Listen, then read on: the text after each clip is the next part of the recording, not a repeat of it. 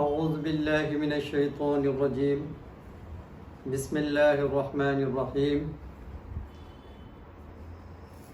الحمدللہ الذی نحمده ونستعینه ونستغفره ونؤمن به ونتوکل علیہ ونعوذ باللہ من شرور انفسنا ومن سیئات اعمالنا من یهد اللہ فلا مضل له ومن یضلله فلا هادی له ونشهد ان لا الہ الا اللہ ونشهد ان محمدا عبده ورسوله.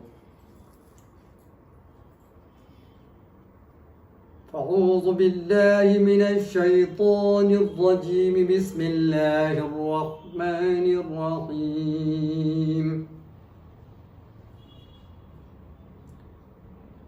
ألف لام ميم. ذلك الكتاب لا ريب فيه هدى للمتقين.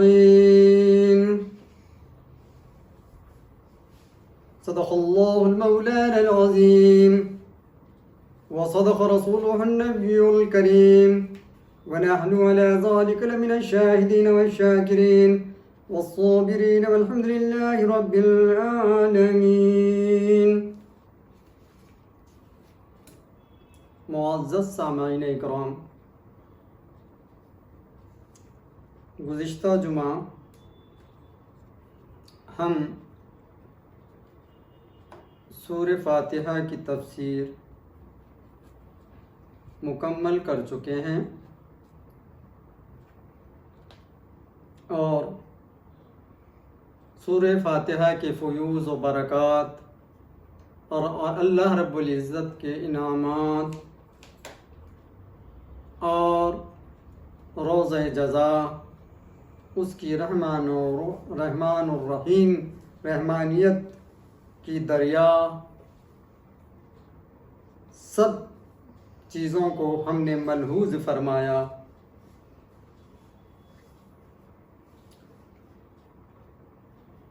ہم سورہ فاتحہ غیر المغضوب علیہم ولا الضالین آمین.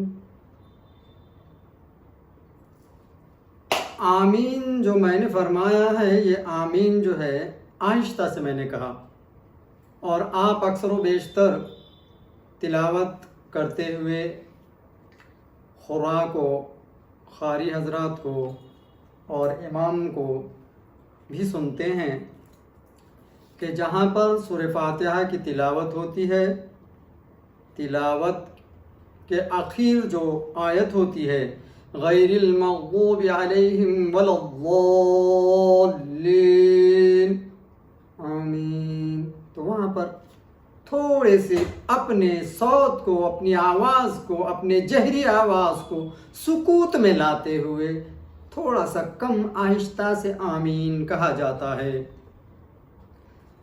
ہم نے اللہ رب العزت سے تمام دعائیں اور درخواستیں مانگ لی، لیکن اس کے اوپر صداقت کی مہر نہیں لگی تھی. اللہ تعالیٰ سے گریہ وزاری کی، اس کی مہربانیوں کی تعریف کی، اس کی رحمانیت کی بڑائی کی تعریف کی، اور اس کے کمالات، اس کے مالک یوم الدین اور اس کے جزا و سزا، تمام چیزوں کو ہم نے ملحوظ کیا، سماعت فرمایا. اور یہ سب چیزیں سورہ فاتحہ کے اندر ہوتے ہوئے ہم نے اللہ تعالیٰ سے گریہ وزاری بھی کی کہ اللہ ایسے راستوں سے ہم کو چلا، ایسے راستے پر چلا جہاں پر کہ تیرے انعامات ہوں، اکرامات ہوں، جس سے ہم مستفیض ہو جائیں. تو وہاں پر اللہ رب العزت کی تعریف و توصیف کے ساتھ ساتھ جہاں سورہ مکمل سورہ فاتحہ ہونے آتا ہے، گریہ وزاری تو کر لی لیکن اس کی مہر ثابت نہیں ہوئی تھی. یعنی جس طریقے سے ہم اپنا مضمون بنا کر کے لفافے کے اندر پیوست کر دیتے ہیں اور اندر ڈال کر کے لفافے میں لفافہ ہم پوسٹ کرتے ہیں، لیکن ویسے کا ویسا اگر لفافہ ہم ڈال دیں تو وہ اپنے ایڈریس پر یا اپنے مقام تک نہیں پہنچ سکتا جب تک کہ اس کے اوپر ہم مہر یا سکہ نہ لگا دیں۔ اسی طریقے سے اس آمین کی اہمیت اللہ رب العزت نے بتلا دی۔ آپ صلی اللہ تعالیٰ علیہ وسلم اور صحابہ اکرام رضوان اللہ تعالیٰ علیہم اجمعین اس پر بعمل ہو کر کے یہ ثابت کر دیا کہ یہ آمین جو ہے تمام دعاؤں کا مخزن ہے، تمام دعاؤں کو سرٹیفائیڈ کرنے کے لیے مہر ہے۔ جب تک ہم آمین نہ کہیں گے تو مہر نہیں پڑے گی اور وہ پائے تکمیل کو نہیں پہنچے گا، منزل مقصود کو نہیں پہنچے گا، مقبولیت کے درجے کو نہیں پہنچے گا، اپنے مقصد کو نہیں پہنچے گا۔ تو یہ آمین کا درجہ اتنا بڑا ہے۔ تو اس کے بعد میں فرماتے ہیں کہ میں نے ابھی سورہ بقرہ بعد از خطبہ سورہ بقرہ شروع کیا ہے، لیکن یہ سورہ فاتحہ کے آخر میں جو آمین ہمارا رہ گیا تھا اس کی تھوڑی سی تفسیر آپ کو بتاتے ہوئے ہم پھر سورہ بقرہ میں انشاءاللہ آگے تفسیر میں جائیں گے۔ آمین اسم فعل ہے، اس کے معنی یا تو ہی ایسے ہی ہو، یعنی اے اللہ قبول فرما، قبولیت کا معنی رکھتا ہے۔ تفسیر روح البیان شریف نے اسی جگہ پر ایک حدیث نقل فرمائی کہ حضرت جبرائیل امین حضور صلی اللہ علیہ وسلم سے عرض کیا کہ فاتحہ کے لیے آمین ایسی ہے جیسے کہ کتاب کے لیے مہر، یعنی جس طرح بغیر مہر کے کتاب مکمل نہیں ہوتی اس طرح بغیر آمین کے سورہ فاتحہ مکمل نہیں ہوتی۔ سیدنا علی رضی اللہ تعالی کرم الوجہ الکریم نے حضور صلی اللہ علیہ وسلم آپ حضرت علی نے فرمایا کہ آمین رب العالمین کی مہر ہے۔ آمین کہنا یہ کیا ہے؟ رب العالمین کی مہر ہے، جس سے اپنے بندے کی دعا پر مہر لگاتا ہے، یعنی جس طرح کہ مہر والا اللہ رب العزت جس طرح مہر لگا دیتا ہے۔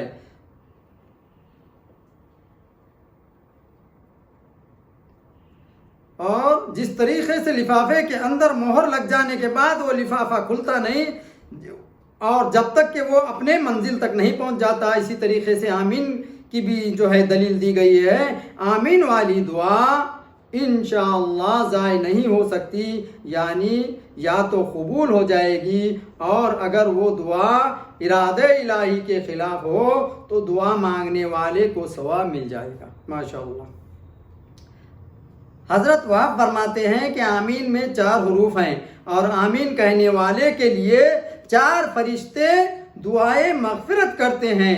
حدیث پاک میں ہے کہ جب امام وَلَضَّالِّينَ آمین کہتے ہیں تو تم آمین کہو، کیونکہ فرشتے بھی اس وقت آمین کہتے ہیں جس کی آمین یعنی جس بندے کی آمین فرشتے کے آمین کے ساتھ موقوف ہو گئی اس کے تمام گناہ بخش دیے جاتے ہیں۔ ماشاءاللہ۔ جب امام قرأت کرتا ہے اور جب امام وَلَضَّالِّينَ کی آخر آیت پر جاتا ہے، جیسے ہی امام کے آخر تلفظات ادا ہو جائیں تو ہم مقتدی آمین جو آہستہ سے کہتے ہیں تو اسی وقت فرشتے بھی آمین کہتے ہیں۔ اگر ویسے موقوف پر ہمارا آمین فرشتوں کے آمین کے ساتھ مل جائے، ساتھ ساتھ بول نکل جائے، تو مقبولیت اتنی ہو جاتی ہے کہ اللہ رب العزت ہمارے تمام گناہوں کو بخش دیتا ہے۔ حضرت امام فناری تفسیر سورہ فاتحہ میں فرماتے ہیں کہ شیطان اس دعا سے مایوس ہو جاتا ہے جس کے آخر میں آمین ہو۔ مثال کے طور پہ کوئی اللہ کا بندہ دعا مانگ رہا ہے اور اس پر آمین نہ ہو، آمین کہنے والا نہ ہو، تو وہ دعا مقبولیت کے درجے کو پہنچے گی بھی یا نہیں؟ کیا شیورٹی ہے، کیا گارنٹی ہے؟ جبکہ دعا مانگنے والے کے ساتھ سامعین حضرات ہوں اور سب کے سب سامعین جو ہے خاموش بیٹھے ہوئے ہوں، لب سے نہ آمین کہتے ہوں، نہ اور کچھ جملے ادا کرتے ہوں، نہ سبحان اللہ کہتے ہو، ایسے سامعین اگر ہزاروں لاکھوں کی تعداد میں ہو اور جملہ آمین ادا نہ ہو، لفظ آمین ادا نہ ہو، تو ویسی دعا قابل قبول بھی ہوگی، اس کی کوئی گارنٹی نہیں ہے۔ جس کے آخر میں آمین نہ کہی جائے کیونکہ وہ سمجھتا ہے کہ اس پر مہر لگ چکی ہے، میں توڑ نہیں سکتا، یعنی جس دعا کے اوپر آمین لگ چکی ہے وہ مقبولیت کو پہنچنا ہی پہنچنا ہے، اور جس دعا پر آمین کی مہر نہ لگی ہو وہ دعا شیطان درہم برہم کر دیتا ہے، اس کو جو ہے خارج کر دیتا ہے۔ دعا کرنے والا اور آمین کہنے والا دونوں دعا میں شریک ہوتے ہیں، اس لیے حق تعالیٰ نے حضرت موسیٰ و ہارون علیہ السلام سے فرمایا قد اجلت دعوتکما، یعنی تم دونوں کی دعائیں قبول کر لی گئی۔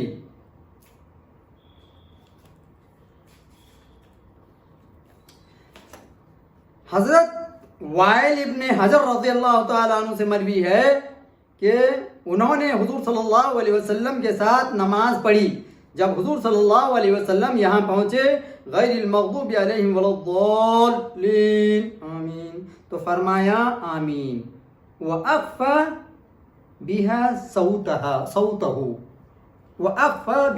صَوْتَهُ، یعنی آپ نے ولا الضالین کے بعد وَأَخْفَى بِهَا صَوْتَهُ اپنے آواز کو آہستہ کر لیا۔ جس طریقے سے ضالین کو بلند آواز سے جہری پڑھا، اسی طریقے سے آمین کو آہستہ کہا، یعنی اپنی آواز پست فرمائی، آمین آہستہ پڑھی۔ اس کو امام احمد اور ابو داؤد و طیالسی اور طبرانی اور در ختنی نے اپنی سنن میں اور حاکم نے مستند میں روایت کیا اور فرمایا کہ یہ حدیث صحیح الاسناد ہے۔ امام محمد رحمۃ اللہ تعالی علیہ نے آثار میں اور عبد الرزاق نے اپنی مصنف میں امام اعظم ابو حنیفہ رضی اللہ تعالیٰ عنہ سے روایت کیا کہ حضرت ابراہیم نخعی فرماتے ہیں کہ 4 چیزوں کو امام آہستہ کہے، دیکھو 4 چیزوں کو امام آہستہ کہے، اعوذ باللہ، بسم اللہ، سبحانک اللہ، آہستہ سے پڑھے، سبحانک اللہم اور آمین، یہ امام کو آہستہ سے پڑھنی چاہیے۔ صوت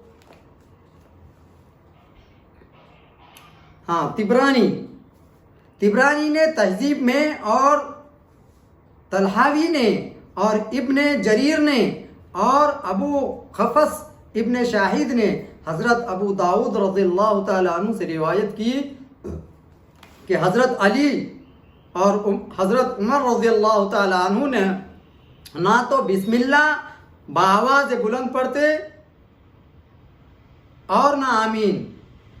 حدیث اس طبرانی کبیر میں انہوں نے ابی وائل رضی اللہ تعالیٰ عنہ سے روایت کیا کہ حضرت علی اور عبداللہ ابن مسعود رضی اللہ تعالیٰ عنہ نماز میں اعوذ باللہ، بسم اللہ اور آمین بلند آواز سے نہ پڑھتے تھے، مطلب آہستہ سے پڑھتے تھے۔ عینی شرح ہدایت نے حضرت ابو معماری رضی اللہ تعالیٰ عنہ سے روایت کی کہ سیدنا عمر ابن الخطاب رضی اللہ تعالیٰ عنہ فرماتے امام 4 چیزوں کو آہستہ سے کہے، اعوذ باللہ، بسم اللہ اور آمین، ربنا ولک الحمد، یہ آہستہ سے کہے۔ یہی روایت منتخب کنز الاعمال میں ابراہیم نخعی سے روایت ہے کہ حدیث ابو داؤد، ترمذی اور ابن ماجہ ابن ابی شعیبہ نے وائل ابن حجر رضی اللہ تعالیٰ عنہ سے روایت کی، فرماتے ہیں کہ میں نے حضور نبی کریم صلی اللہ علیہ وسلم کو سنا کہ آپ نے پڑھا غير المغضوب عليهم ولا الضالين آمین. یعنی آمین آہستہ سے کہا. وخفض بها صوته یعنی اپنی آواز کو آہستہ کر لیا، سکوت میں کر لیا، اپنی آواز کو اس میں پست کر دیا. بحیقی نے ابی وائل رضی اللہ تعالیٰ عنہ سے روایت کیا کہ سیدنا عبداللہ فرماتے ہیں کہ امام 4 چیزوں کو آہستہ سے کہے: بسم اللہ، آمین، ربنا لک الحمد، اعوذ باللہ. حدیث درامی اور بحیقی نے سیدنا ابو ہریرہ رضی اللہ تعالیٰ عنہ سے روایت کی کہ جب قاری کہتا ہے کہ وَلَضَّالِّينَ آمین، تو آسمان کے فرشتے، سنیے، آسمان کے فرشتے بھی آمین فرماتے ہیں. جس کی آمین ان کے آمین کے موافق ہو گئی اس کی مغفرت ہو گئی. ماشاءاللہ، اس کی مغفرت ہو گئی. اس کی پوری تحقیق صحیح البخاری میں لکھی گئی ہے. آمین کے علاوہ جس قدر نماز میں دعائیں ہیں، یعنی دعائے قنوت، دعائے معصورہ وغیرہ، تمام آہستہ ہی پڑھی جاتی ہیں. چونکہ آمین بھی ایک دعا ہے، چاہیے کہ یہ بھی آہستہ سے پڑھے. یعنی نماز کے اندر سوائے قرأت قرآن کے، نماز کے اندر یا تکبیروں کے علاوہ جتنی بھی دعائیں ہوتی ہیں نماز میں یا درود ہوتے ہیں، یہ سکوت میں ہوتے ہیں، آہستہ سے ہوتے ہیں. لہٰذا آمین بھی ایک دعا ہے، اس لیے آمین کو بھی آہستہ سے پڑھی جائے. نیز نماز میں سوا تکبیروں اور تلاوت قرآن کے کوئی ذکر بلند آواز سے نہیں کیا جاتا، اور آمین بھی تلاوت اور تکبیر کے علاوہ ہی ہے، لہذا وہ بھی آہستہ ہونی چاہیے.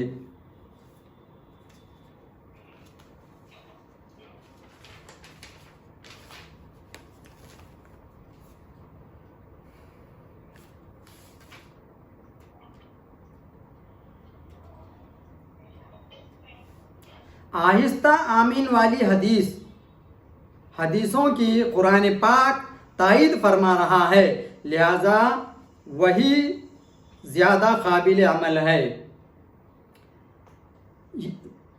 چھٹی اس کی وجہ یہ ہے کہ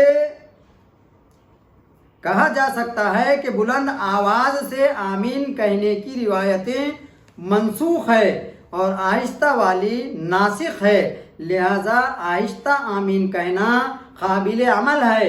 وصلی اللہ تعالی علی خیر خلقہ و نور عرشہ محمد وعلی آلہ وصحبہ اجمعین. یہاں پر آمین کی تفسیر اور اس کی تعریف مکمل ہو چکی ہے. اب میں نے بعد از خطبہ جس آیت کی تلاوت کی ہے، الف لام میم ذالک الکتاب لا ریب فیہ ہدی للمتقین.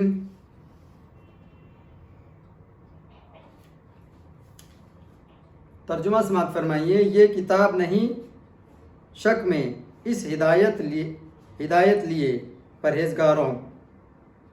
پرہیزگاروں وہ بلند رتبے کتاب، کوئی شک کی جگہ نہیں، اس میں ہدایت ہے ڈر والوں کو. یہ ترجمہ ہے. یہ کیا ہے؟ اس کا ترجمہ ہے یہاں پر تفسیر نعیمی کے لحاظ سے. اب یہ اس کو اور تھوڑا آسانی سے ترجمہ میں نے یہاں پر بتایا ہے. الف لام میم، یہ کچھ ایسے حروف ہیں جو حروف مقطعات ہے. اللہ کی شان دیکھیے، قرآن کی تمام تفاسیروں کے اندر بڑے بڑے مفسرین گزر چکے ہیں جو کہ چھوٹی سی چھوٹی آیت کی تفسیر اور اس کا ترجمہ اپنے اپنے ذہنوں اور اپنے اپنے سوچ و فکر کے تحت اور اپنے اپنے حدود میں کیا.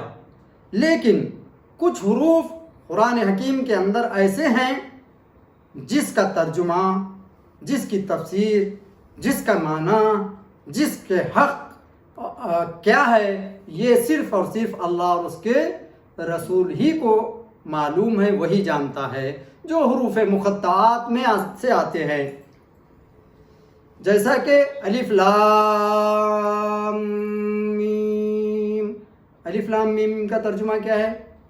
الف لام میم ہی کیا ہے مفسرین نے، آج تک کسی نے اس کا ترجمہ یا تفسیر پوری طریقے سے یا کسی بھی طریقے سے نہیں کیا۔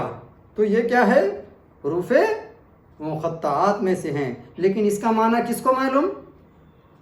اللہ اور اس کے رسول کو معلوم۔ میں نے ابھی کہا کہ یہ جیسا کہ یہاں پر ترجمہ کیا گیا ہے کہ یہ کتاب نہیں شک میں اس ہدایت کے لیے۔ اب دیکھو اس ترجمے کو تھوڑا سا میں نے، یعنی ہر بندہ اپنے اپنے ذہن کے مطابق تفسیر کرتا یا ترجمہ کرتا، میں نے تھوڑا سا اس میں بتایا ہے کہ الف لام میم یہ وہ کتاب نہیں کہ جس میں شک یا جھوٹ ہو۔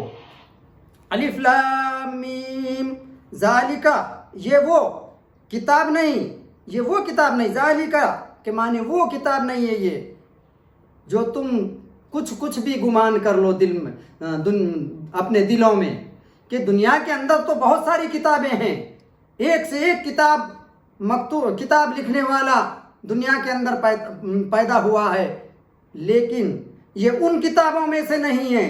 ذالکل کتاب یہ وہ کتاب نہیں ہے جو کہ تم دنیاوی کتابوں جیسی سمجھتے ہو۔ ذالکل کتاب یہ وہ کتاب نہیں ہے کہ جس میں لا ریب ہو۔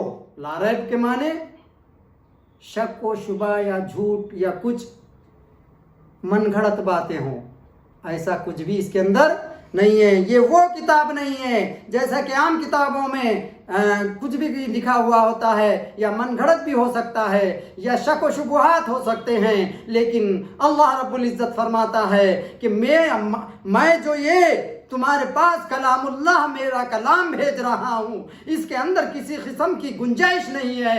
یہ مستند وہ کتاب ہے جس میں لا ریب نہیں ہے، جس میں جھوٹ نہیں ہے، جس میں شک و شبہ نہیں ہے، جس کے اندر کسی قسم کا مور تڑوڑ نہیں ہے، دل سے کوئی بات پیش نہیں کر سکتا۔ یہ لا ریب ہے، اس کے اندر کوئی نہیں ہے۔ یہ وہ کتاب نہیں ہے کہ جس میں شک ہو، جھوٹ ہو، بلکہ ہدی للمتقین، بلکہ یہ ہدایت ہے پرہیزگاروں کے لیے، بلکہ یہ ہدایت بنا کر کے بھیجی گئی ہے متقیوں کے لیے، پرہیزگاروں کے لیے، یہ وہ کتاب ہے۔ تو یہ سورہ بقرہ کی جو میں نے آیت کی تلاوت کی ہے اس کا ترجمہ ہوا۔ اب یہ سورہ بقرہ کے بارے میں جانیے۔ سورہ بقرہ یہ مدنی ہے اور وہ 286 آیتیں اور 40 رکوع ہے اس کے اندر۔ اس سورہ کا سورہ الحمد کے ساتھ چند طریقے سے تعلق ہے۔ اول یہ کہ سورہ الحمد میں ایسے عمدہ مضامین بیان ہوئے جن سے بیمار دل اور بیمار روح کو شفائے ابدی حاصل ہوئی، اس لیے اس کا نام سورہ شافیہ تھا۔ شفا کے بعد زندگی کی ضرورت ہوتی ہے، یا یوں سمجھیے کہ دوا کے بعد غذا کی ضرورت ہوتی ہے، کیونکہ دوا سے بیماری دور ہوتی ہے اور غذا سے زندگی باقی رہتی ہے۔ سورہ بقرہ کے اندر ایسے مضامین بہت زیادہ ہیں جو انسان کو روحانی زندگی عطا فرماتے ہیں، کیونکہ اس میں 40 رکوع ہیں، مگر کوئی بھی رکوع ایسا نہیں جس میں زندگی کا ذکر نہ ہو۔ کسی رکوع میں ایمان کا ذکر ہے، کسی میں اعمال کا، کسی میں غذا پیدا فرمانے کا، کسی میں بنی اسرائیل کا، اور کسی میں منا و سلوہ اتارا، دین ابراہیم کی پیروی کرنے کا ذکر، کسی میں کعبے کے بدلنے کا ذکر، کسی میں مرے ہوئے کو گائے کا گوشت مار کر زندہ کرنے کا، کسی میں شراب و جوئے کے ممانعت کی، کسی میں خانگی زندگی کے طریقے، کسی رکوع میں طلاق اور عدت وغیرہ، کسی میں بچوں کی پرورش، کسی میں سیدنا ابراہیم علیہ السلام کا 4 جانوروں کو مار کر زندہ دکھانا وغیرہ وغیرہ، یہ تمام مضامین جسمانی یا روحانی حیات بخشنے والے ہیں۔ تو یوں سمجھیے کہ سورہ فاتحہ شفا تھی اور سورہ بقرہ حیات یعنی زندگی کی صورت۔ دوسرے یہ کہ سورہ بقرہ الحمد شریف کی تفصیل ہے، یعنی جو مضامین کے وہاں اجمالی طور پر بیان کیے گئے تھے وہ اس صورت میں مفصل طور پر بیان ہوئے ہیں۔ مثلا سورہ فاتحہ میں حق تعالیٰ کی ربوبیت اور رحمت کا ذکر فرمایا گیا۔ اس صورت میں ذکر ہوا کہ رب تعالیٰ نے آسمان سے پانی برسا کر قسم قسم کے پھل پھول پیدا فرمائے، فلاں قوم کو مومن منہ و سلوہ عطا فرمایا، فلاں شخص کو بعد مرنے کے زندہ فرمایا۔ اس طرح سورہ فاتحہ میں حق تعالیٰ کی شہنشاہی کا ذکر تھا۔ مالک یوم الدین اس صورت میں ذکر آئے گا کہ بنی اسرائیل نے فلاں فلاں خطا کی، ان پر عذاب الہیہ بھیجا گیا۔ اس کی شہنشاہی کا ثبوت اس طرح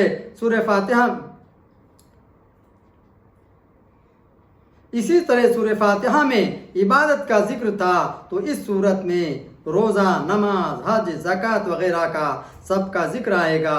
اس طرح سورہ فاتحہ میں سیدھے راستے کی دعا مانگی گئی تھی، انعام والوں کے راستوں پر چلنے کی توفیق، اور سورہ بقرہ میں حضرت ابراہیم، حضرت یعقوب اور دیگر انبیاء کرام علیہ السلام اور ان کے پیروی کرنے والوں کا ذکر ہوا۔ اس طرح سورہ فاتحہ میں غضب والوں کو اور گمراہوں سے پناہ مانگی گئی تھی، اور سورہ بقرہ میں فرعون اور نمرود وغیرہ کے حالات اور ان کی تباہی کا ذکر فرمایا گیا۔ غرض کہ سورہ بقرہ سورہ فاتحہ کی تفصیل یا تفسیر ہے، اس لیے اس کو سورہ فاتحہ کے بعد بیان فرمایا گیا، یعنی سورہ فاتحہ کے بعد سورہ بقرہ ہی کو کیوں لایا گیا، یہ یہاں پر تفسیر بتائی گئی۔ سورہ بقرہ کا نام ہم سورہ فاتحہ کو اول میں عرض کر چکے ہیں کہ سورہ کا نام اس کے بعض مضامین وغیرہ سے ہوتا ہے، لہٰذا سورہ بقرہ کا نام بھی اس کے ایک مضمون سے رکھا گیا۔ بقر کے معنی ہے گائے یا بیل، چونکہ اس میں گائے کے ذبح کرنے کا اور اس کے ذریعے سے ایک مقتول کو زندہ کرنے کا ذکر کیا گیا، اس لیے اس کا نام سورہ بقرہ رکھا گیا ہے۔ سورہ بقرہ کا نام سورہ بقرہ کیوں رکھا گیا ہے یہ آپ نے تفصیلی سن لیا۔ اگرچہ اس میں اور بھی اعلیٰ مضامین ہیں، لیکن گائے کا یہ عجیب و غریب قصہ صرف اس صورت میں ہے اور کسی میں نہیں، اور اس واقعے میں ہزارہا فائدے ہیں جن کی کچھ تفصیل ہم اس موقع پر کریں گے، لہٰذا اس کا نام سورہ بقرہ ہی ہو۔ اس آیت کو نازل کرنے کا وجوہات یعنی شان نزول، اس کا ایک تو اجمالی شان نزول یہ ہے، ایک تفصیلی شان نزول تو مختلف آیتوں کے ساتھ بیان کیا جائے گا۔ شان نزول اجمالی یہ ہے کہ جب بانی الاسلام حضور صلی اللہ علیہ وسلم مکہ مکرمہ میں تشریف فرما تھے تو وہاں صرف بت پرستوں اور مشرکین کا مقابلہ تھا، لیکن جب مدینہ منورہ میں تشریف لائے تو مکہ مکرمہ میں جب آپ تھے تو وہاں کے جو لوگ بت پرست تھے، لیکن جہاں پر آپ ہجرت فرما کر مدینہ منورہ تشریف لے گئے تو وہاں پر عیسائی، یہود و نصارہ کی آبادی تھی، یہودی عیسائی کی آبادی پائی۔ مدینہ پاک میں یہودیوں کا بہت زور تھا اور عبداللہ ابن ابی یہاں کا سردار مانا جاتا تھا۔ جب اسلام کا آفتاب مدینہ پر چمکا اور سب سے پہلے ابو ایوب انصاری رضی اللہ تعالیٰ عنہ کے گھر کو چمکا دیا اور قرآن کی آوازیں ان کے کانوں میں پہنچی تو سب کے دلوں نے قبول کیا، لیکن سوائے چند دیندار لوگوں کے باقی سب حسد اور تعصب اور بغض کی وجہ سے مقابلے پر آمادہ ہو گئے۔ چند لوگوں نے تو دل سے اس کو قبول کر لیا، لیکن کچھ لوگ بغض اور حسد میں پڑ گئے اور مقابلے کے آمادہ ہو گئے۔ چونکہ یہ لوگ پہلے سے علم میں مشہور تھے اور اطراف مدینہ کے لوگ ان کی عزت بھی کرتے تھے، اس لیے اکثر عرب کے جاہلان ان کے ساتھ ہو گئے۔ پھر یہود و نصارا جو آپس میں لڑتے رہتے تھے، اسلام کے مقابلے کے لیے ایک ہو گئے۔ عبداللہ ابن ابی اور اس کے ساتھی، جن کو عزت اور مال کی محبت نے اندھا کر رکھا تھا، بظاہر تو مسلمان ہو گئے، لیکن دل سے کافروں کے ساتھ رہے اور انہوں نے در پردہ ان دشمنوں کی امداد کرنا شروع کر دی۔ تو یوں سمجھو کہ مدینہ پاک میں آ کر مسلمانوں کو چاروں قوموں سے مقابلہ کرنا پڑا۔ علماء یہودی، علماء نصارا، جہلائے مشرکین اور منافقین، یہ لوگ خفیہ ایذار پہنچانے کے علاوہ کچھ بحثیاں کرتے تھے اور مسلمانوں کے دلوں میں شکوک و شبہات ڈالنے کی کوشش کرتے تھے۔ پس حکمت الہی کا تقاضا ہوا کہ ایک ایسی سورہ یا ایسی صورت نازل کی جائے، صورت اتاری جائے جس سے ان چاروں فرقوں کے سرکوبی ہو جائے اور ان کی شبہات دور کیے جائے۔ اس لیے مدینہ پاک پہنچتے ہی یہ سورہ اترا۔ کون سا؟ سورہ بقرہ اترنا شروع ہوئی۔ یہ تو اسے پوری صورت کے نازل ہونے کے وجہ بیان کی گئی۔ آیتوں کا شان نزول انشاءاللہ تعالی ان کے ساتھ بیان کیا جائے گا۔ سورہ بقرہ کے فضائل ویسے بے شمار ہیں۔ مسلم شریف میں سیدنا انس رضی اللہ تعالیٰ عنہ سے روایت ہے، فرماتے ہیں کہ ہم میں سے جو شخص سورہ بقرہ آل عمران جانتا تھا اس کی بڑی عزت ہوتی تھی۔ یعنی جو شخص سورہ بقرہ اور سورہ آل عمران جانتا تھا یا جو ہے پڑھتا تھا تو اس کی قبیلے کے اندر بہت بڑی عزت ہوتی تھی۔ مسند امام احمد وغیرہ میں ہے کہ حضور صلی اللہ علیہ وسلم فرمایا کہ سورہ بقرہ قرآن پاک میں ایسی ہے جیسے کہ اونٹ کے جسم میں کوہان، یعنی اونٹ کا جو اوپر کی ہڈی ہوتی ہے، یعنی اس کے پیٹھ کی ہڈیاں، یعنی جیسے کہ اونٹ کی خوبصورتی اس کے کوہان سے ہوتی ہے، اس طرح قرآن پاک کی زینت سورہ بقرہ سے ہے۔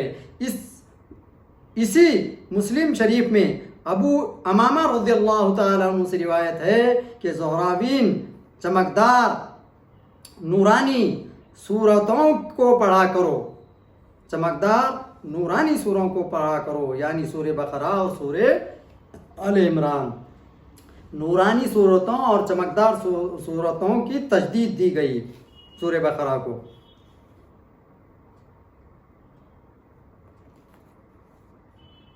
سورہ بقرہ اور سورہ علم، کیونکہ قیامت کے دن یہ دونوں صورتیں اپنے پڑھنے والوں پر بادل کی طرح سایہ کریں گی۔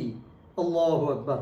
جب میدان محشر میں سورج سوا نیزے پر آئے گا، انسان پسینے میں تپش کے اندر پریشان ہوگا، سایہ ڈھونڈتا ہوگا، کوئی سایہ نہ ہوگا، عرش اعلیٰ کے علاوہ کہیں پر سایہ نہ ہوگا، تو کسی کو سایہ نہیں ملے گا۔ تو ایسے موقوف پر کہا گیا ہے کہ اگر کوئی بندہ یہ آیتوں کو اکثر تلاوت کرتا ہے تو روز محشر کے دن یہ صورتیں پڑھنے والا قیامت کے دن یہ دونوں صورتیں اپنے پڑھنے والوں پر بادل کی طرح سایہ کریں گی. ماشاءاللہ. جس دن سایہ نہ ہوگا اس دن اس کا سایہ، ان صورتوں کا سایہ ملے گا انشاءاللہ. اللہ ہر مومن کو، ہر پڑھنے والے کو اس کی سعادت نصیب فرمائے. تفسیر عزیزی میں ہے کہ حضور صلی اللہ علیہ وسلم نے فرمایا کہ جو شخص ہر جمعہ کی شب سورہ بقرہ آل عمران پڑھا کرے تو اس کو اتنا ثواب ملتا ہے جس سے کہ بعید اسے عروب تک بھر جائے. بعیدہ زمین کے آخری 7ویں طبق کا نام ہے. یعنی اتنا ثواب ملے گا بعید و ابا کا. بعید سے مراد زمین کی آخری طبق، اور بعید و ابا، ابا سے عروب کا معنی ہے عروبہ، ساتویں آسمان کا، یعنی 7ویں آسمان کا جو حصہ ہے، یعنی 7ویں آسمان تک، 7ویں زمین کے 7ویں طبق سے لے کے 7ویں آسمان تک جتنی خلا ہے اتنا بڑا ثواب اس بندے کو ملے گا. ماشاءاللہ.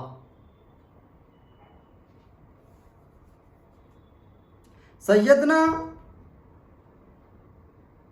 امام دارات سے روایت ہے کہ ایک شخص نے جو قرآن پاک کی تلاوت کرنے والا تھا، ایک روز اپنے پڑوسی کو مار ڈالا. صبح کو اسے گرفتار کر لیا گیا. یعنی ایک بندے نے پڑوسی کو اپنے مار ڈالا، لیکن صبح اسے گرفتار کر لیا گیا اور گرفتار کر کے اس کو قتل کر دیا گیا.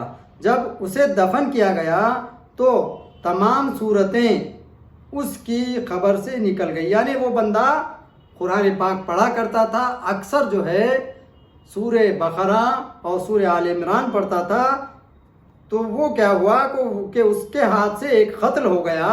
لیکن جب لوگوں نے اس کو پکڑ کر دوسرے دن دوسری صبح قتل کر دیا، اس کو بھی مار دیا گیا. جب وہ قبر کے برزخ کے حالات میں پہنچا تو برزخ کے اندر سے قبر میں سے تمام چیزیں نکل گئی، لیکن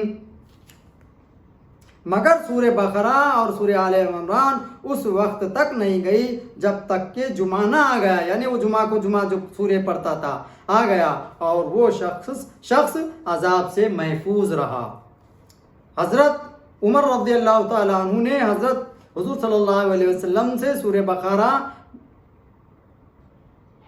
12 سال میں تمام حقائق اور وہ اسرار کے ساتھ پڑھی، اور جس دن ختم کی گئی اس دن خوشی میں ایک اونٹ ذبح کر کے صحابہ کرام کو خوشی میں دعوت کی. یعنی یہ سورہ بقرہ کو 12 سال تک پڑھا تمام حقائق کے ساتھ و اسرار کے ساتھ. جب وہ تمام ہوئی تو اس خوشی میں، سورہ بقرہ پڑھنے کی خوشی میں، اونٹ کو ذبح کر کے تمام صحابہ کرام کو دعوت دی. اس سے معلوم ہوا کہ دینی کتابیں شرعی شروع میں یا ختم کرتے وقت کچھ پکا کر شیرنی تقسیم کرنا اور خوشی منانا سنت صحابہ کرام ہے. قرآن پاک میں سب سے بڑی یہی صورت ہے. اس صورت میں 286 آیتیں ہیں، 40 رکوع اور 6121 کلمے اور 25,500 حرف. قرآن پاک کی سب سے بڑی آیت یعنی آیات مدینہ اسی سورہ بقرہ میں ہے. ابن عربی کہتے ہیں کہ سورہ بقرہ میں 1000 حکم اور 1000 نہیں ہیں اور 1000 خبریں ہیں.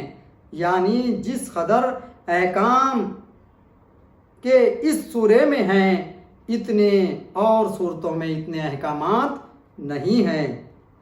فائدہ: قرآن پاک کا ایک معجزہ ہے کہ اس کی صورتیں اور آیتیں چھوٹی بڑی ہیں، جس سے رب تعالیٰ کی قدرت کاملہ کا ظہور ہوتا ہے کہ وہ جس طرح بڑی صورت میں بے شمار خوبیاں بھر سکتا ہے، اسی طرح چھوٹی سی چھوٹی صورت میں بھی صورت چھوٹی ہو یا بڑی ہر ایک معجزہ ہے۔ غور کرو کہ ہاتھی اور اونٹ کے جسم بہت بڑے ہیں اور چونٹی کا جسم نہایت معمولی، لیکن جتنے اعضاء کہ ہاتھی اور اونٹ میں ہیں اتنے ہی قریب وہ سب اعضاء چونٹی کے اندر بھی ہیں۔ اس سے حق تعالیٰ کی قدرت کا ظہور ہوتا ہے۔ سورہ بقرہ کے فائدے۔ سورہ بقرہ کے بے شمار فائدے ہیں، جن میں سے کچھ فائدے ہم تفسیر عزیزی اور تفسیر خزائن العرفان سے نقل کرتے ہیں۔ جس گھر میں سورہ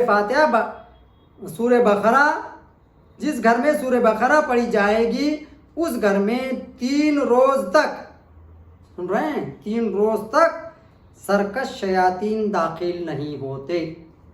جس گھر میں سورہ بقرہ پڑھی جائے گی، اس گھر میں سرکش شیاطین 3 دن تک داخل نہیں ہوتے۔ جو شخص ہمیشہ سوتے وقت سورہ بقرہ کی 10 آیتیں پڑھ لیا کرے، وہ انشاءاللہ قرآن پاک کبھی نہ بھولے گا۔ سورہ بقرہ کی 10 آیتیں پڑھ لیا کرے، انشاءاللہ العزیز وہ قرآن پاک یعنی حفظ قرآن کبھی نہیں بھولے گا۔ 10 آیتیں یہ ہیں، 4 آیتیں اول یعنی مفلحون تک، اور آیت الکرسی، اور 2 آیتیں آیت الکرسی کے بعد والی۔ کیا کیا ہے دیکھو، پہلے مفلحون تک، اس کے بعد اس میں آیت الکرسی کے بعد اور 2 آیتیں، اور بعد کی اور 3 آیتیں، آیت الکرسی کے بعد کی 3 آیتیں آخر صورت کی، اور 3 آیتیں جو ہے آخر صورت کی۔ سورہ بقرہ کی جو آخر صورت ہے اس کی 3 آیتیں، یہ پورے 10 جو آیتیں ہیں وہ پڑھ لیا کرے۔ جس کسی کے طبرانی اور بہقی نے حضرت عمر رضی اللہ تعالی عنہ سے روایت کیا ہے کہ حضور صلی اللہ علیہ وسلم نے ارشاد فرمایا کہ میت کو دفن کر کے اس کی خبر، یہ کہاں کر ہے؟ طبرانی اور بہقی کی حدیث ہے۔ طبرانی اور بہقی نے حضرت عمر رضی اللہ تعالیٰ عنہ سے روایت کیا ہے کہ حضور صلی اللہ علیہ وسلم نے ارشاد فرمایا کہ میت کو دفن کر کے اس کی خبر کے سرہانے سورہ بقرہ کی اول آیتیں مفلحون تک اور خبر کے 35 سورہ بقرہ کی آخری رکوع پڑھنا چاہیے۔ انشاءاللہ اس کے بقیہ اور فائدے اس سورہ فاتحہ کے آخر میں بیان کی جائے گی، یعنی میت کو دفن کرنے کے بعد اس کے خبر پر سورہ بقرہ کی مفلحون تک والی آیتیں اور آخر رکوع کی آخر آیتیں جو ہیں اس کے 35 کھڑی ہو کر پڑھنا چاہیے۔ تو پتہ یہ چلا کہ خبر پر جا کر جو فاتحہ کا ہم پڑھتے ہیں یا قرآن کی آیتیں جو پڑھتے ہیں تو بے شک یہ جو ہے آپ صلی اللہ علیہ وسلم کی سنتوں میں سے ہے، صحابہ کرام کی سنتوں میں سے ہے، یہ ہے جو ایصال ثواب کے ذہن سے بھی پڑھی جاتی ہیں۔ تو اس سورہ بقرہ کی جو ابتدائی آیت ہم شروع کر رہے ہیں، الف لام میم ذالک الکتاب لا ریب فیہ ھدی للمتقین۔ الف لام میم یہ وہ کتاب نہیں کہ جس میں شک اور شبہ ہو، بلکہ یہ ہدایت ہے پرہیزگاروں کے لیے۔ یہ کتاب نہیں شک میں اس ہدایت کے لیے پرہیزگاروں کی۔ الف لام میم ذالک الکتاب لا ریب فیہ یہ وہ کتاب ہے جس میں لا ریب نہیں، شک نہیں، بلکہ یہ متقیوں کے لیے ہدایت ہے۔ سورہ فاتحہ کو الحمد سے شروع فرمایا، جس میں معنی اس قدر ظاہر ہے کہ چھوٹے چھوٹے بچے بھی اس کے معنی جانتے ہیں اور ہر شخص سنتا ہے۔ اس کو سمجھنے اور جاننے میں کچھ تعمیل نہیں ہوتی۔ لیکن سورہ بقرہ کو الف لام میم سے شروع فرمایا، جس کے معنی میں عام تو کیا بڑے بڑے علماء اور اولیاء بھی حیران ہیں۔ اس میں اس طرف اشارہ ہے کہ قرآن پاک کے بعض الفاظ لحاظ سے بہت ہی آسان ہیں اور بعض اعتبار سے سخت مشکل۔ اس کے بعض ظاہری معنی تو اس قدر آسان ہیں کہ ان کو سن کر ہی سمجھا جا سکتا ہے، اور بعض اسرار اور رموز اس قدر دشوار ہیں کہ جس کے لیے عقل انسانی کافی نہیں ہوتی، نقل حدیث ہی کی ضرورت پڑتی ہے۔ دیکھو، دنیا کے بعض چیزیں ایسی عام ہیں کہ ہر شخص کو بلا تکلف مل جاتی ہیں، جیسے کہ ہوا، پانی وغیرہ، اور بعض چیزیں کہ بہت دشواریوں سے خاص ہی لوگوں کو ملتی ہیں، جیسے ہیرا موتی وغیرہ۔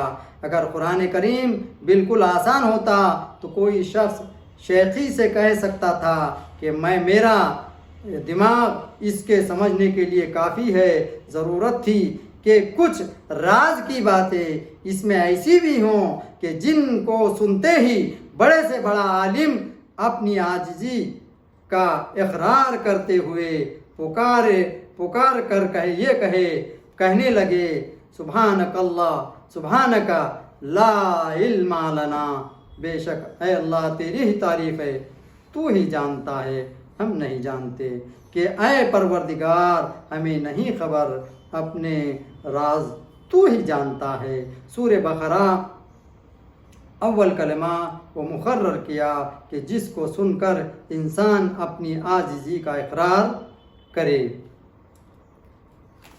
حق تو یہ ہے کہ اس الف لام میم کے معنی اللہ اور اس کے رسول اور اس کے محبوب صلی اللہ علیہ وسلم کے کوئی نہیں جانتا۔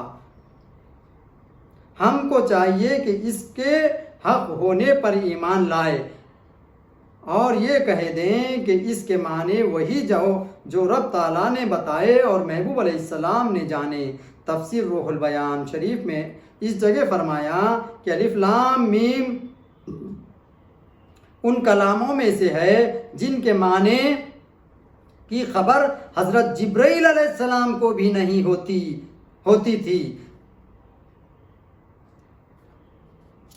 یعنی اتنا جو ہے اس کو مخفی رکھا گیا ہے۔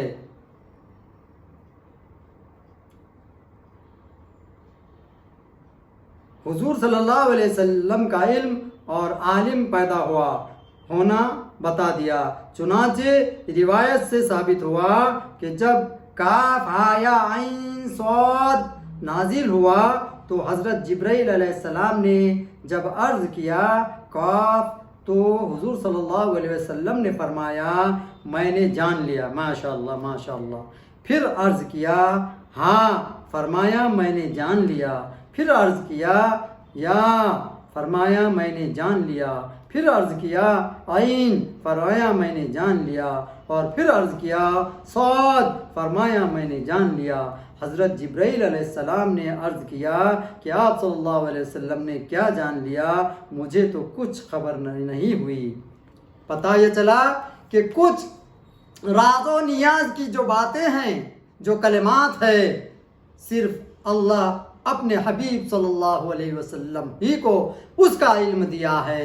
جیسا کہ الف لام میم ہے، یاسین ہے، کاف ہا یا عین صاد ہے، قاف ہے، نون ہے، یہ جو حروف آئے ہیں یہ سوائے اللہ اور اس کے رسول کے علاوہ حضرت جبرائیل بھی نہیں جانتے، جو کہ اللہ کے پیغام کو، اللہ کے کلام کو اپنے ہاتھوں ہاتھ، اپنے ذہنوں سے، اپنے زبان سے لا کر کے حضور سرور کونین تاجدار مدینہ صلی اللہ علیہ وسلم کو پڑھایا کرتے یا سنایا کرتے تھے.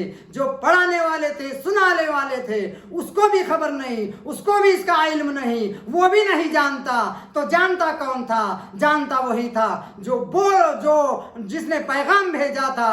کس کے پاس بھیجا تھا؟ جس کو حضور سرور کونین کے پاس بھیجا تھا, یعنی بھیجنے والا. اور جس کے پاس بھیجا گیا وہی جانتا ہے, بھیجنے والا جانتا ہے, جو لے رہا ہے وہ جانتا ہے. اس کے علاوہ درمیانی بھیجنے والا, درمیانی جو پیغام لانے والا, اس کو کچھ بھی علم نہیں تھا. پتہ یہ چلا کہ جو علم جبرائیل کو نہیں ہے, جو جانکاری جبرائیل کو نہیں ہے, حضور سرور کونین تاجدار مدینہ کو وہ علم تھا, وہ جانکاری تھی.